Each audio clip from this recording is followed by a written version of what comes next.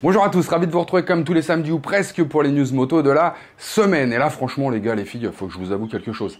Ça commence sérieusement à me courir sur les rouleaux de n'avoir que des grosses infos sur les véhicules électriques à me mettre sous la dent et pas grand chose d'autre. C'est à se demander si les constructeurs ont compris que ça marchera jamais à la hauteur des espérances des pouvoirs publics, l'électrique. Jamais l'électrique ne prendra la place du thermique dans nos garages d'ici 10 ou 15 ans, c'est pas possible. En tout cas, c'est mon avis. Mais bon, rassurez-vous, en cherchant bien, il y a quand même d'autres choses dans l'actualité. Plein d'autres choses plus marrantes ou surprenantes que les autres d'ailleurs. Mais il y a aussi un peu d'électrique. Alors c'est parti!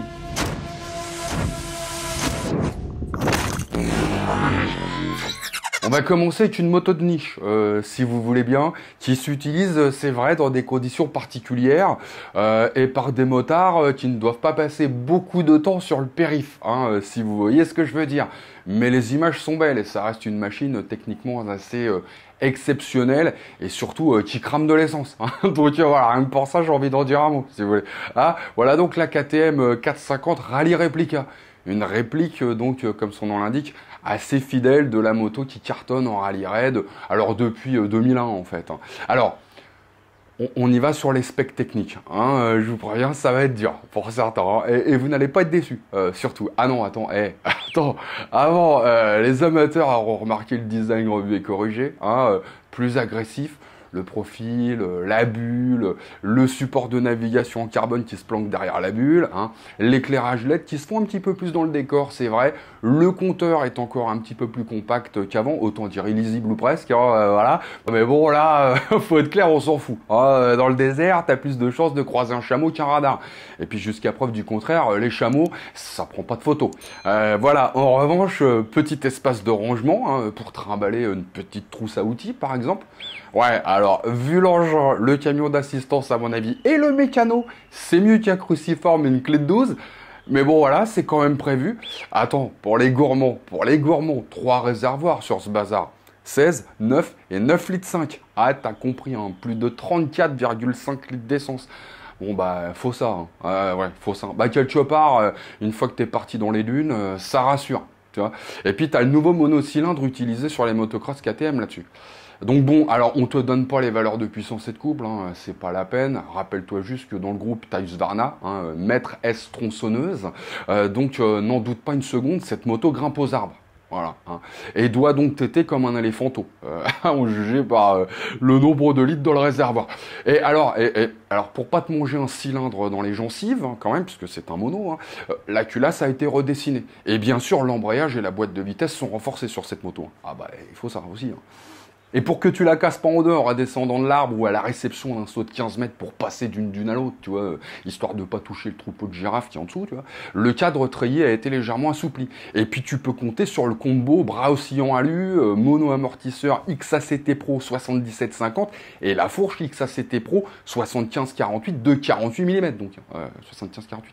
Là, à la réception, t'inquiète, même si tu finis sur un Rhino, ça fera dans le moelleux.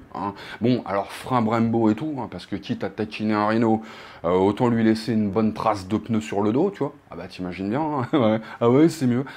Et tout ça pour la modique somme de, c'est pas dit mais ça va être cher. Bah la 2024, pour te donner un élément de comparaison, si tu veux, une petite indication, la 2024 c'était dans les 25 000, voilà. En revanche, alors, ce que l'on sait, c'est que cette KTM 450 Rally Replica 2025 est limitée à 100 exemplaires.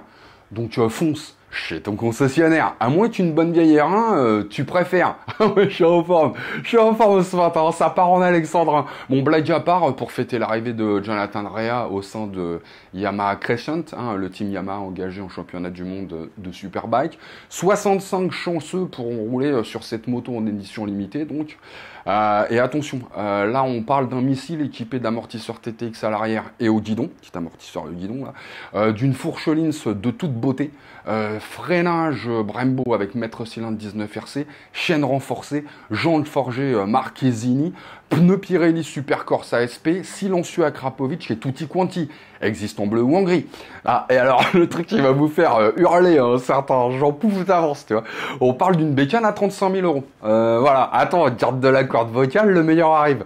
Le bazar ne répondant plus aux normes imposées par l'Europe en 2025, elle ne pourra donc plus être utilisée sur route ouverte. Non, voilà, non. Alors, c'est pas une blague, hein, à partir de 2025, les R1 ne pourront plus être vendus pour un usage routier en Europe.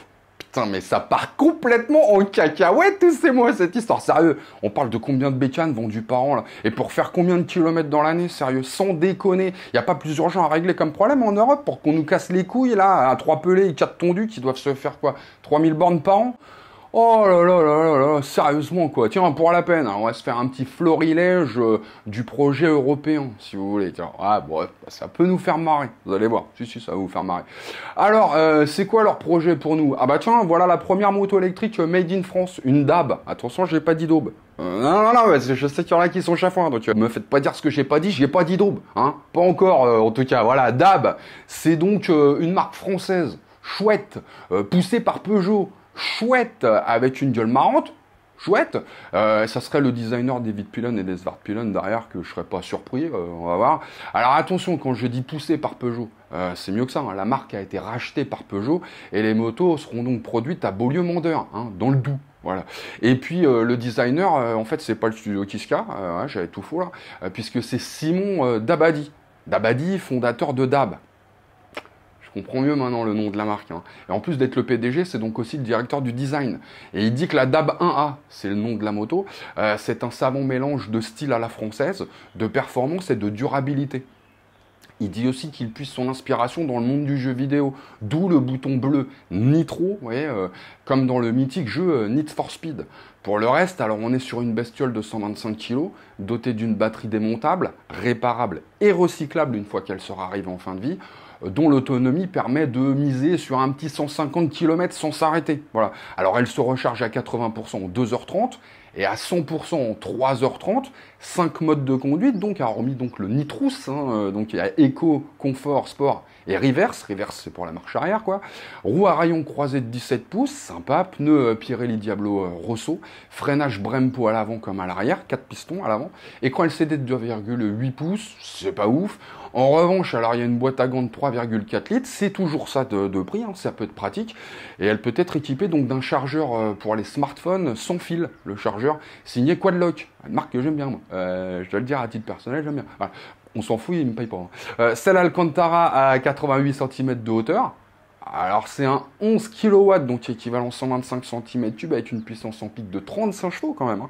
Et surtout un couple de 395 Nm à la roue arrière et ça monte à 130 km/h, donc la petite histoire. Et tout ça pour la modique somme de 14 900 €. Donc on table sur un prix qui est proche du CE04 BMW en somme. Voilà.